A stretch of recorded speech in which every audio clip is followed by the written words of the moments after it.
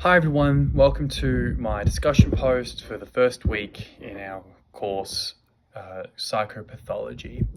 So for our first discussion board this week, we're going to be talking about how the Christian worldview intertwines with our understanding of psychopathology. For me, my view is based on that, the pathology, the psychopathology that we are given at birth is the hardware that we have, and the religion or worldview that we choose to operate using that hardware is the software. So the same way that you will have a Microsoft laptop, but that may run best or may operate best when using Windows, or if you were to have a MacBook, it would operate best if you were running an iOS on it as well.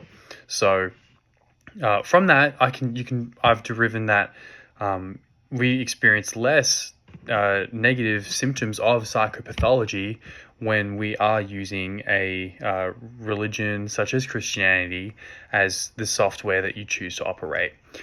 NAB et al. In 2023 supports this theory, as it discusses that individuals who just express an anxious and avoidant attachment style towards God or a higher power report experiencing higher than average symptoms of depression, anxiety, and stress. So this article does support my theory in regards to having a Christian worldview does protect or reduce the likelihood of experiencing these negative mental health symptoms. So what does the Bible say exactly about abnormalities that we may discover when examining an individual's psychopathology? Well, in regards to variance, there is no one is made ill. We're all created in the image of God, so therefore no one is made on accident. And with that being said, everything that is given to us is a challenge and a trial for us to overcome. And the book of James does a great job of talking about how we are to interpret these trials and these challenges that we may encounter. In James 1 verses 2 to 4, it talks about how we should embrace these trials and tribulations, as they provide not only endurance, but they will make us stronger on the other side of things. With that being said, I think that using the Christian worldview enables us as counselors to really dive into that solution-focused brief therapy, and allows us to use that strength-based approach as to okay, so what is the greater meaning or what is the purpose for this struggle? Why could it possibly be existing in your life? And that allows for us to reframe any negative connotation that can come with an abnormality, and also give that client more of not only hope, but motivation, internal motivation to do the hard work in a therapeutic setting as well. How does this compare to a secular worldview?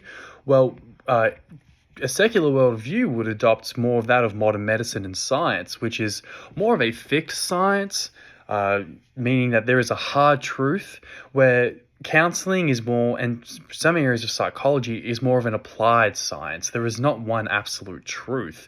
There's not one solid answer that applies to every single person. That's why we got to take into account one's background, their cultural history, their upbringing, any biological markers in their genome history that we need to be aware of. So with that being said, a secular worldview does imply that there is this little gap that every individual must fall into, and if you fall outside of that range, then you would be considered abnormal, and therefore you need to be fixed. The Christian worldview implies that there's no fixing to be done.